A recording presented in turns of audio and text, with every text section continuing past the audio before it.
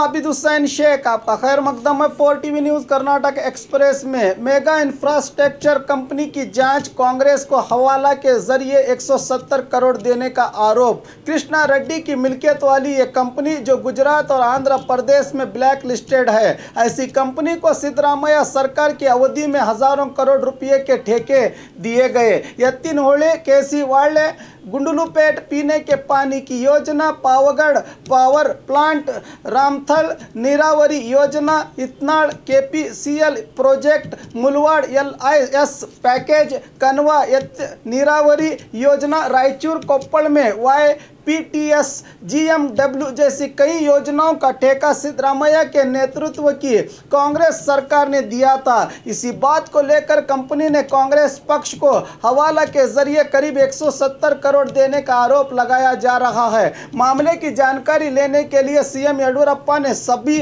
नीरावरी निगमों के निर्देशकों की मीटिंग बुलाई है। पिछले दिनों इस कंपनी पर इनकम टैक्स विभाग ने रेड की थी। अब कांग्रेस पक्ष को भी नोटिस जारी हुई है। बताया जा रहा है कि CBI को इस मामले की जांच के लिए सौंपा जाएगा। अब देखना है कि CM इस मामले में क्या फैसला लेते हैं।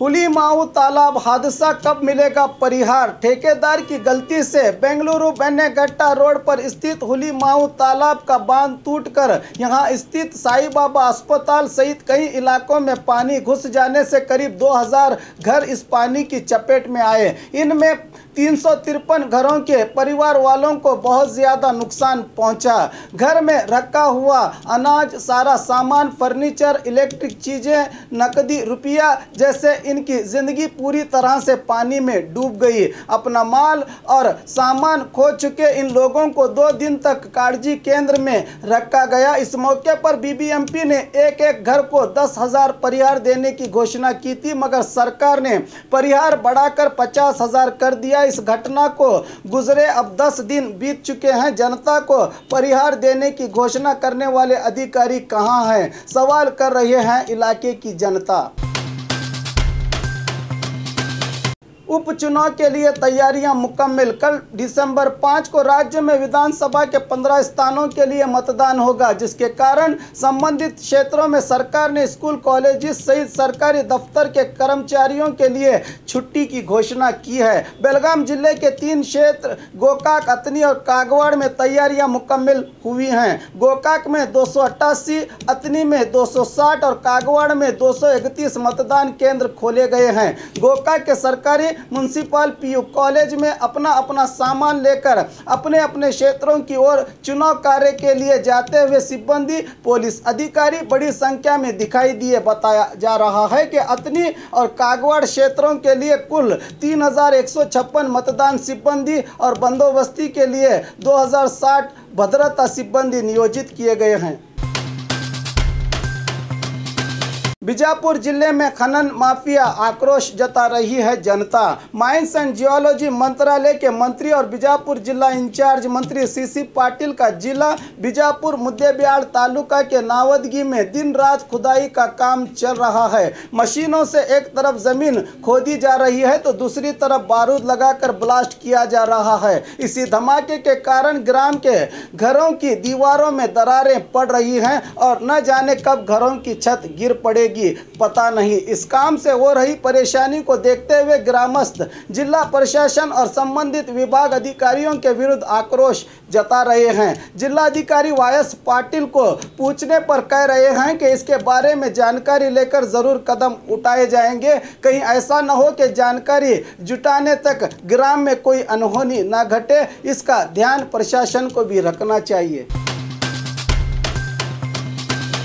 बीजेपी कार्यकर्ता पर हमला, पूर्व सचिव रेवन्ना के बेटे पर FIR दर्ज। बताया जा रहा है कि कल KR पेट से प्रचार करके वापस लौटते समय हासन जिला चन्नरायपट्टन तालुका के निम्बेहल्ली ग्राम में यह घटना घटी है। पूर्व सचिव रेवन्ना के बेटे डॉक्टर सूरज सहित 5 युवकों ने मिलकर बीजेपी कार्यकर्ता पर हमला कर दिया। गंभीर रूप से घायल हुए युवक को बेंगलुरु के प्राइवेट अस्पताल में भर्ती किया गया है। शिवानंद नामक व्यक्ति ने चन्नरायपट्टन पुलिस थाने में शिकायत दर्ज की है। इधर JDS वाले कह रहे हैं कि बीजेपी वालों ने हमारे 3 युवकों पर जानलेवा हमला किया है, जिनको हमने अस्पताल में भर्ती किया है। अब कौन सच्चा कौन झूठा ये तो पुलिस की जांच के बाद ही पता चलेगा। उपचुनाव नतीजों के बाद मंत्रिमंडल का होगा विस्तार। लक्ष्मण सवदी आज अतनी में मीडिया से बात करते हुए डिप्टी सीएम लक्ष्मण सवदी ने बताया कि दिसंबर 9 को उपचुनाव के नतीजे आएंगे। इन नतीजों के देखते हुए मंत्रिमंडल का विस्तार किया जाएगा। पिछले कई दिनों से बीजेपी में कुछ विधायक नाराज चल रहे हैं, इनकी ओर भी ध्यान देना जरूरी है। उमेश कत्ती को जरूर मंत्री स्थान मिलेगा और बीजापुर विधायक बसनगौड़ा पाटिल को भी मंत्री बनाया जा सकता है। यह सब सीएम की मर्जी पर निर्भर है, कहा डिप्टी सीएम लक्ष्मण सवदी ने। केपीएल मैच फिक्सिंग मामला, कमिश्नर का बड़ा खुलासा। पिछले दिनों केपीएल क्रिकेट टूर्नामेंट में मैच फिक्सिंग के आरोप के चलते 3 खिलाड़ियों को सीसीबी पुलिस ने गिरफ्तार किया था। अब फिर हुई कार्रवाई की जानकारी देते हुए बेंगलुरु में सिटी कमिश्नर भास्कर राव और सीसीबी के ज्वाइंट कमिश्नर संदीप पाटिल ने प्रेस मीट में बताया कि इस मामले में बेलगाम पैंथर्स टीम के कोच सुदेंद्र और टीम के मालिक अशफाक अली को गिरफ्तार किया गया है और बहुत से लोग इस मामले में शामिल हैं। खासकर बेंगलुरु के फिल्म सितारों के नाम भी आ रहे हैं। ऐसे हालात को देखते हुए हमने 2020 में खेले जाने वाले केपीएल टूर्नामेंट को रद्द करने का केएससीए को निवेदन किया है। अगर कोई खुद आकर इस मामले में पुलिस को सारी जानकारी देकर मदद करे तो हम उसको सरकारी गवाह बनाएंगे, कहा भास्कर राव ने। सिद्धरामैया को खामोश रहना चाहिए, बसनगौड़ा पाटिल यत्नाड़। आज बीजापुर में मीडिया से बात करते हुए नगर विधायक बसनगौड़ा पाटिल ने कहा कि कांग्रेस और जेडीएस के नायक पूर्व सीएम सिद्धरामैया को नजरअंदाज कर रहे हैं। इन्हें दूर रखकर ही सभाएं की जा रही हैं। इसका उद्देश्य है कि फिर से कांग्रेस जेडीएस मिलकर सरकार बनाए, मगर पिछले 3 दिन से बीजेपी की हवा जोरों पर है। ऐसा होना मुमकिन ही नहीं है।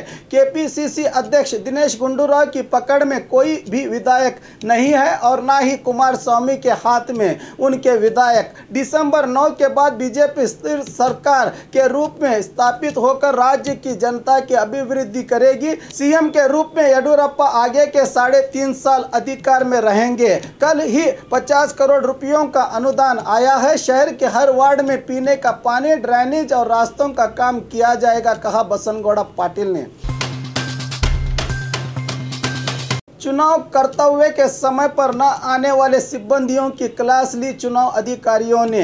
कल होने वाले उपचुनाव के चलते मैसूर के हुंसूर क्षेत्र में चुनाव केंद्र बनाए गए हैं। सुबह 10 बजे तक चुनाव ड्यूटी पर तैनात सिब्बंदियों को देवराज अरस कॉलेज में आ जाना था, मगर जब 11:30 बजे तक भी सिब्बंदी नहीं पहुंचे तो चुनाव अधिकारी और मैसूर एसी पूर्विका ने इन सिब्बंदियों पर बरसते हुए कहा कि ऐसा करेंगे तो शाश्वत रूप से घर में बैठना पड़ेगा, कहते हुए अपना गुस्सा जाहिर किया।